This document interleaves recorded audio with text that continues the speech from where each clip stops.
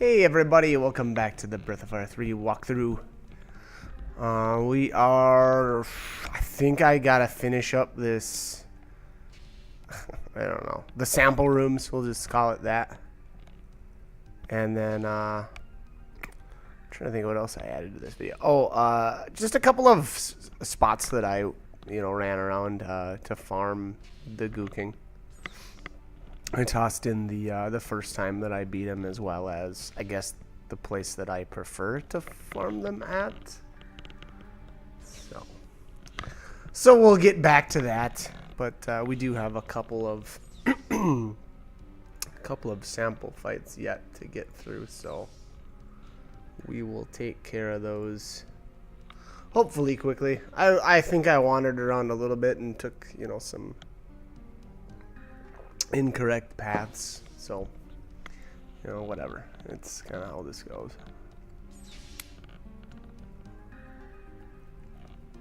But yeah, I believe this room, I'm pretty sure, is empty. Yup. So there's that.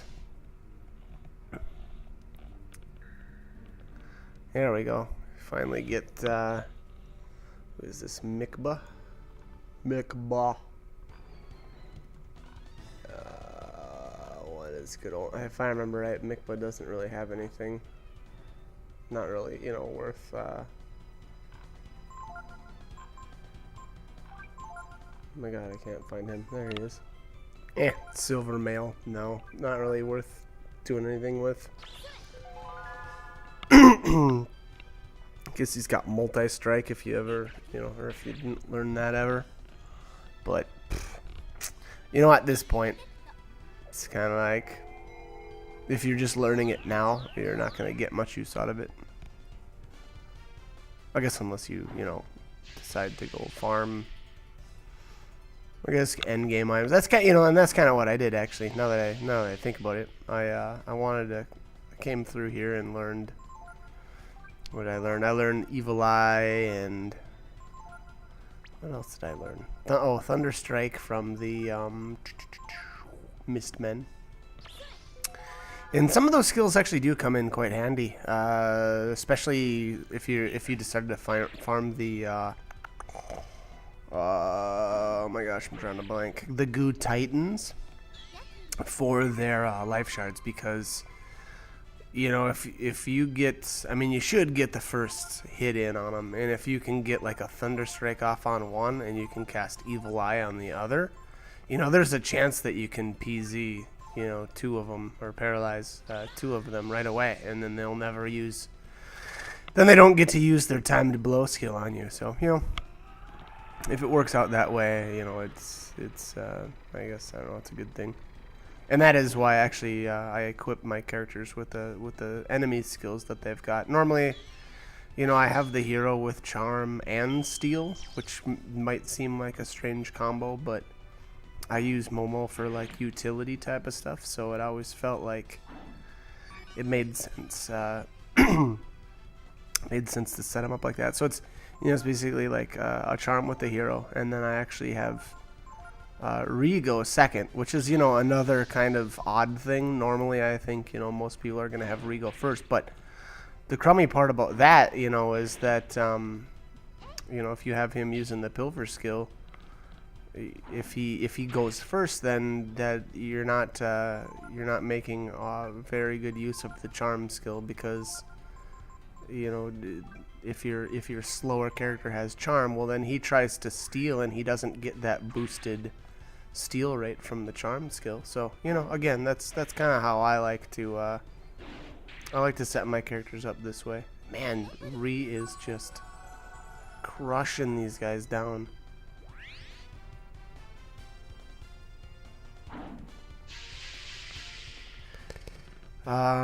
So again, Venom Breath, if I haven't stressed it enough already, status resistance on everybody. Does wonders. And boy, here's another fight where I just didn't even transform, it looks like. And I mean, whatever. Obviously I didn't need to. So Ree just crushed everything down. So if I didn't mention it earlier, I feel that Weretiger is pretty overpowered. And thus I abuse the crud out of it. Alright, so here we've got... This looks like Geist. Sample 9. Mr. Geist. Yep, so,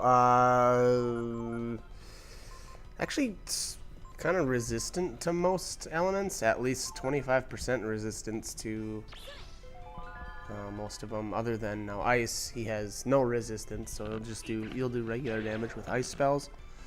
And he will fully absorb fire attacks. So stick with ice. I guess he's flagged as a devil, which is weird. So I guess, you know, again, if you've got like the Demon's Bane, or, you know, any weapons that increase damage to devils or demons, whatever, you could go with that.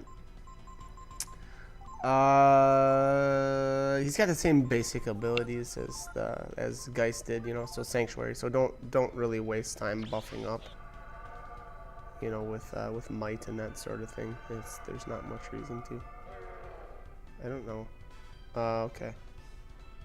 What was I doing? Why did I use chill? Okay, so he's... What is this?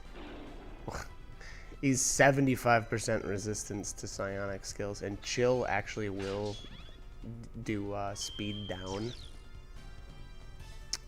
Which...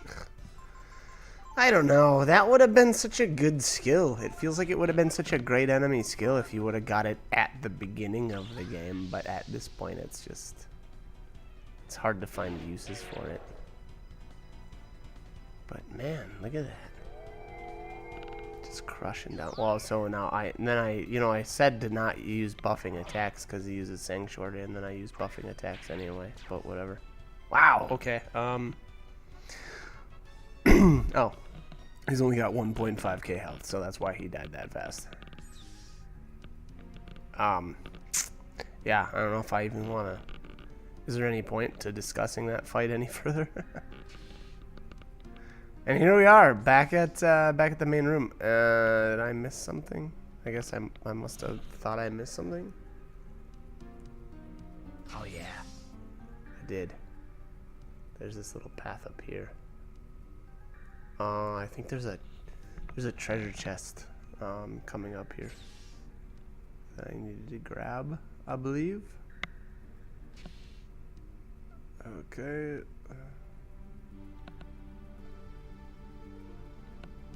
Let's take this path and wrong way. All right. There we go. There it is. There's the door. Here we have it. Which one is this? Moon Tears? Yeah, Moon Tears. Cool.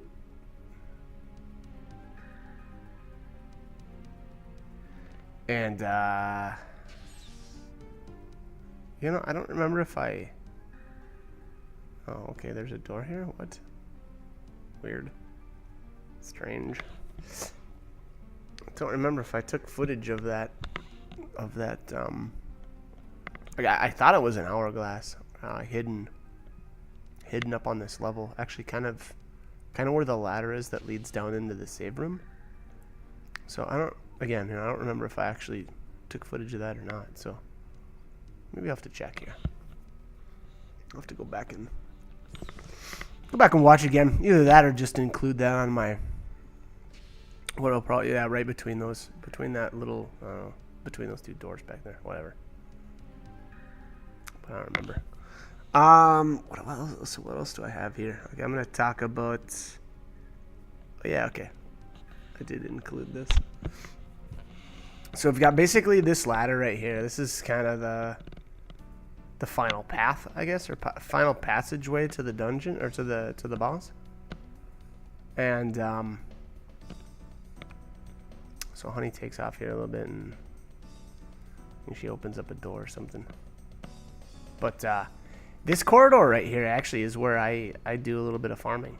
This is usually where I get like the I try to go for the Goo King sword here, and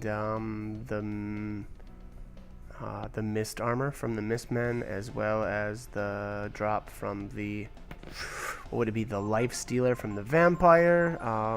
These night bats are, you know, being that I'm already going to be fighting them, I don't typically like to actually farm the power foods from them, but you know, we're here already, and I think that's what I just ended up doing, you know,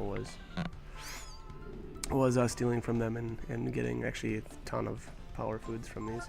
But anyways, so back to the items that I actually am here for. You know, again, the vampire for the life stealer, and then the revenant, I believe, is what drops the Diana's dress. So you know, long story short, this is kind of the place to do it. You know, right up above is you've got, you know, not only your save point but a rest, you know, a point where you can actually rest too. So in my opinion, this is the best place, specifically this corridor, for farming those, you know, the ultra rares, I guess, in the game.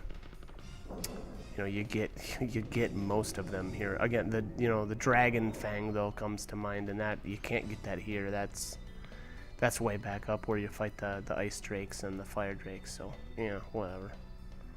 But for the most part though, this place is this corridor is pretty great for getting those items. I want to say, so my characters, I think, are about like level 47 or something like that right now. And after I farmed out everything, and I actually do have some footage of it, but after I was completely done, I think my characters ended up being right around level 70. So that probably, or that may or may not give you a good idea of how much time I actually spent here. You know, I think my timer was capped out already at this point, so I can't actually tell you how many more game hours I put into it, but it was a lot. I guess I'll just leave it at that. So if you want, you know, if you want your Goo King sword, you want the Diana's dress, you want mist armor, now mist armor is pretty easy to get, so I don't know if I can actually include that in the list, but even the life stealer is actually technically, you know, you have double the drop rate as opposed to like the Goo King sword. But and in all honesty, the crummiest thing, or the reason why I would say the Goo King sword is actually the most difficult item to get in the game, is because the encounter rate is so low on the Goo King enemy itself. So, and you know, I do have some footage of me actually fighting them. I don't have the footage of me actually getting the drop, as well as, I mean, the rest of the drops. I didn't, you know, I kind of wanted to take footage of me actually getting them, but it just ends up being so many fights that it didn't make sense for me to try to record every single one of the fights, you know, and take up a ton of hard drive space and then try to delete all of it. It just didn't, you know, logistically it didn't make a whole lot of sense. Again, it would have been nice to actually get the footage of it, but I didn't really feel like it was worth it at the end of the day. And then, so I included this video actually as this is one of the more common formations with the vampire and the 4 night bats, and actually what I like to do, I just like to sleep them all right off the bat. And then I usually crush down this vampire right away, just so that I don't have to, I don't know, he's the only real threat. You know, he's got that death spell, and, you know, if you're set up right, though, even that's not even an issue anyway. I eventually got, you know, I believe it was 3 divine helmets from the Wraith enemies around like the Eden area, I guess is where you call it, kind of like the area you fight Tipo. And I shouldn't say I farmed out 3 of them. I got 1, and then I went to the copy shop and copied that bad boy right away. So so that's how I did it. I didn't actually try to farm out 3 of them. That would have taken quite a bit longer. But yeah, this is how I take care of these guys. I don't know, like usually like an aura or a buff on the hero, and then an aura is usually what takes them out. And Then I just usually, steal from the rest of these night bats. They don't really do anything. They don't do anything dangerous. I mean, to be honest, they cast gloom on your characters, but it doesn't do anything. It's just the only way that they would be a real threat is if you tried to heal your characters after they cast gloom. With actually a healing spell. So, not really a real threat. But yeah, that's about it. Again, if you do plan on farming those rare items out, if I hadn't said it enough already, I would say that this is the best place to do it. The Goo King, on the other hand, if you're trying to go for the Goo King sword, there are those other two spots that I recommend. The kind of like the path to Eden, which has the foul weeds and whatnot. Which that place is okay, just because then you can get I don't know, it feels like the encounters are a lot less. I don't know. It's just a lot easier, I guess. But unfortunately, you don't encounter the Goo Kings as much there. So. And if I remember right, this place has a slightly higher occurrence of the Goo King itself. So, again, so this is the place to do it, unfortunately, like it or not. So yeah, so I don't know what were my levels there. I think this is where I basically turn around. All right, so yeah, so the next video will most likely be the actual fight with the boss, and I've just got some footage here of my characters and how they were set up for actually, like, I guess this is like my farm setup. So I start out with Charm, obviously from the hero.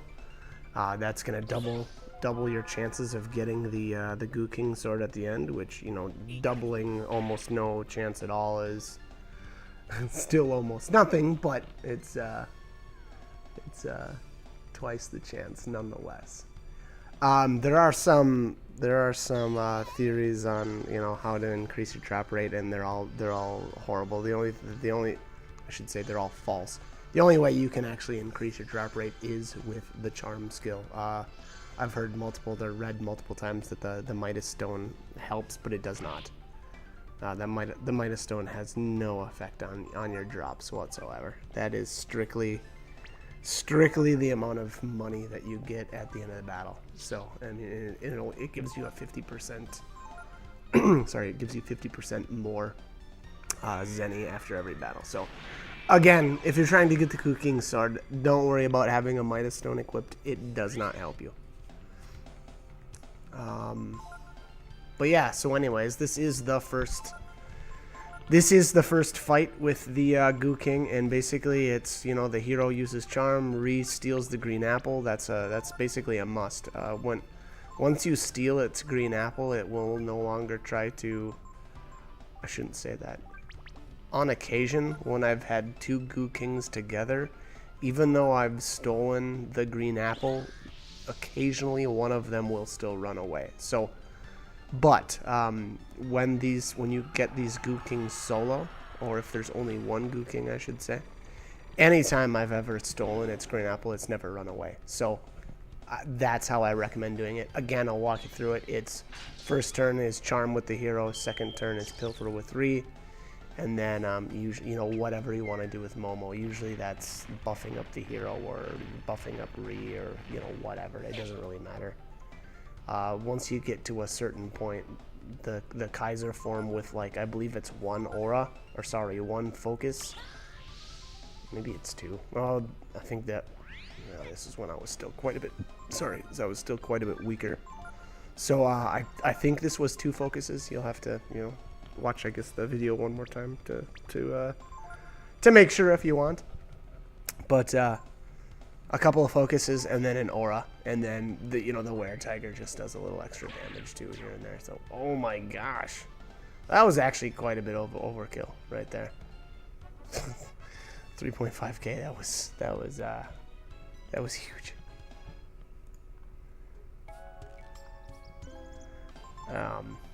And then here I just have another fight, and some my equipment setups. In all honesty, at this point in the game, the Deadly Blade was not a good choice to have on my main character, because I was using Aura, I'd say 9 times out of 10, and that Aura can't crit. It just does twice the damage. So, you know, in hindsight, should have equipped him with something just a little beefier. That Deadly Blade is not, by any stretch, the most powerful weapon I could have had on him. So, and I'm trying to think of how much health these guys actually have. I should actually just try to find him. There we go, Gooking. 1,500 health. So, I don't know. You know, it really, in all honesty, it doesn't take that much to take him down. A lot of these fights, though, you know, it's just like anywhere else. It's preparation. For the Gooking specifically, you're going to want to have some sort of fire protection because he does use Sirocco. So, that's, in all honesty, that's, what is it? It's Sirocco, and then he uses, like, Tornado or something, which will potentially bring your character's health to 1. So that can be a little dangerous, and especially if he combos them together and you don't have any sort of fire protection. So, in my opinion, you're gonna want to have, you know, either fire rings or a combination of magma armor, dragon helm, you know, etc. On your characters. So that is how I would set up if I were you. And then here I just so this is my ending stats. You know, once I finally got the Gooking sword. This is kind of where I actually shouldn't even say that. This is everything. This is I had the Gooking sword. I had the mist armors. You know, so on and so forth. And you know, I don't know why I didn't have. Yeah, so mist armor times 3. Yeah. So, you know, I don't know why I didn't have those equipped, but by all rights, I could have. So yeah, I mean, with the Gooking sword, my power's at 700. So I mean, you can obviously see how many power foods I pumped into the main character. It was a ton. You know, obviously, it's kind of crazy. But all right, I'm gonna end this video. You know, like, comment, subscribe, whatever you want to do. But I hope you enjoy me for more videos.